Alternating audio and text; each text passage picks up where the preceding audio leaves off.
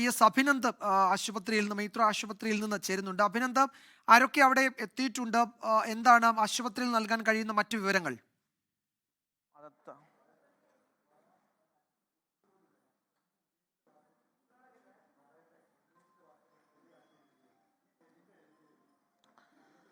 വിജയകുമാർ മരണവിവരം അറിഞ്ഞ ഉടൻ തന്നെ CPM-ന്റെ ജില്ലാ secretary M Mehaboob, KM Sachindev MLA, ഒപ്പം തന്നെ CPM-ന്റെ മുൻ ജില്ലാ സെക്രട്ടറിയും കേരള ബാങ്കിന്റെ പ്രസിഡന്റുമായിട്ടുള്ള P മോഹൻ അടക്കമുള്ളവർ ഇപ്പോൾ ഇവിടെ എത്തിയിട്ടുണ്ട്.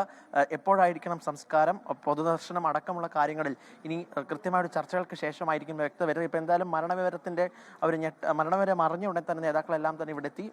അവരാരും ഇത്തരത്തിലേക്കൊരു മരിക്കുമെന്നുള്ള കാര്യം പ്രതീക്ഷിച്ചിരുന്നുള്ള പ്രതികരണമാണ് മുൻ MLA ആയിട്ടുള്ള CPM നേതാവ് KK ലതിക അടക്കം 24നോട് പറഞ്ഞിട്ടുള്ളത്. എന്നാലും ആ കാര്യത്തിലടക്കമുള്ള കൃത്യമായിട്ടുള്ള ഒരു ചർച്ചകൾക്ക് ശേഷം ഒരു തീരുമാനം അത് മാധ്യമങ്ങൾക്ക് മുന്നിൽ തന്നെ അറിയിക്കാം എന്നാണ് ഇപ്പോൾ നിലവിൽ CPM-ന്റെ ജില്ലാ നേതൃത്വം വ്യക്തമാക്കിയിട്ടുള്ളത്. 2 ദിവസമായിട്ട് മൈത്ര ഹോസ്പിറ്റലിൽ ചികിത്സയിൽ തുടരുകയായിരുന്നു കാനത്തിൽ ജമീല. കൊയിലാണ്ടിയുടെ നിലവിൽ MLA ആണ്. ത്രിതല പഞ്ചായത്ത് സംവിധാനങ്ങളുടെ കൃത്യമായി തന്നെ ആ എല്ലാ കടമ്പകളും കടന്നിട്ടാണ് MLA ആയത്. അപ്പോൾ സ്വാഭാവികമായിട്ടും ഒരുപാട് ആളുകൾക്ക് ഇപ്പോഴും ഈ ആശുപത്രിയിൽ വരുന്നുണ്ട്. കൊയിലാണ്ടി നിവാസികളൊക്കെ തന്നെ ഞെട്ടലാണ്. തങ്ങളുടെ MLA നേരത്തെ തന്നെ ഇതുമായി ബന്ധപ്പെട്ടുള്ള വലിയ രോഗം മൂർച്ഛിക്കുന്ന ഒരു അവസ്ഥയുണ്ടായിരുന്നു. ആ അവസ്ഥയൊക്കെ തരണം ചെയ്ത് തിരികെ എത്തും എന്ന് അവർ വിശ്വസിച്ചു. ഇപ്പോൾ MK രാഘവൻ MP ആണ് ഇപ്പോൾ മരണവിവരം അറിഞ്ഞുകൊണ്ട് തന്നെ ആശുപത്രി എത്തിച്ചത്. ഇവരെല്ലാം തന്നെ ഇപ്പോൾ മുകളിലേക്ക് പോയിരിക്കുകയാണ്. അല്പസമയത്തിനും തന്നെ ഈ CPM-ന്റെ ജില്ലാ നേതൃത്വം ഒരു അടിയന്തര പ്രാഥമികമായ ചർച്ചയ്ക്ക് ശേഷമായിരിക്കും ഇപ്പോൾ സംസ്കാരം, പൊതുദർശനം അടക്കമുള്ള കാര്യങ്ങൾ ഒരു വ്യക്തത വരുത്തുക.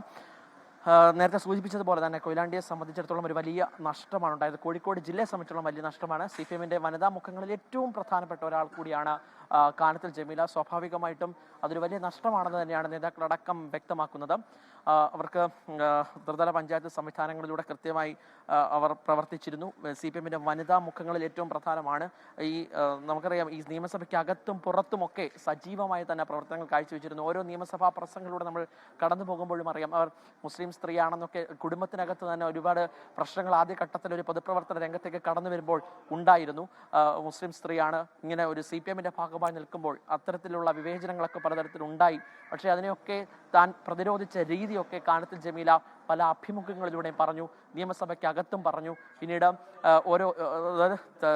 ഓരോ ഘട്ടത്തിലും ഒരു ജനപ്രതിനിധിയായിരിക്കുന്ന സമയത്ത് ജനങ്ങളുടെ പ്രശ്നങ്ങൾ കേൾക്കുവാനാണ് താൻ പൂർണ്ണമായിട്ട് നിന്നിട്ടുള്ളത്. കുടുംബത്തിനെ പോലും താൻ ചില സമയങ്ങളിലൊക്കെ മറന്നുപോകുന്ന സാഹചര്യം ഉണ്ടായിരുന്നു. ജനങ്ങൾ ഈ പൂർണ്ണമായിട്ടും പൊതുപ്രവർത്തനത്തിൽ കേന്ദ്രീകരിച്ച് വനിതകൾക്ക് വേണ്ടിയിട്ടുള്ള പ്രവർത്തനങ്ങൾ, സ്ത്രീകൾക്കൊപ്പം നിന്നുകൊണ്ട് മുന്നോട്ട് പോകുന്ന ഒരു MLA ആയി തനിക്ക് മാറണം എന്നൊക്കെയാണ് കൊയിലാണ്ടി MLA ആയതിനു ശേഷമുള്ള പ്രതികരണത്തിൽ നമുക്ക് പിന്നീട് നിയമസഭയ്ക്കകത്ത് അവർ നടത്തിയ ഓരോ പ്രസംഗങ്ങളിലൂടെയും വ്യക്തമായിരുന്നു എത്രമാത്രം സ്ത്രീപക്ഷമായ നിലപാടാണ് കൊയിലാണ്ടി MLA സ്വീകരിച്ചത്. പിന്നീട് ഈ MLA ആയി വരുന്ന ഘട്ടത്തിൽ പോലും ഇപ്പോൾ CPM സംസ്ഥാന സെക്രട്ടറി MV ഗോവിന്ദൻ ആശുപത്രി എത്തിക്കുകയാണ്.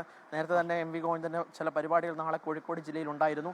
അതിന്റെ ഭാഗമായി കോഴിക്കോട് ജില്ലയിൽ തുടരുകയായിരുന്നു CPM സംസ്ഥാന സെക്രട്ടറി. ഇപ്പോൾ MV ഗോവിന്ദൻ അടക്കം ഉള്ള നേതാക്കൾ ഇപ്പോൾ ഇവിടേക്ക് എത്തുന്നുണ്ട്. ലോകത്തെവിടെയായാലും ഏത് സമയത്തും 24 വാർത്തകളും ഓഗ്മെന്റഡ് റിയാലിറ്റി പാക്കേജുകളും എക്സ്പ്ലെയിനറുകളും വിശദമായി കാണാൻ ഞങ്ങളുടെ YouTube ചാനൽ നിങ്ങൾക്ക് സബ്സ്ക്രൈബ് ചെയ്യാം.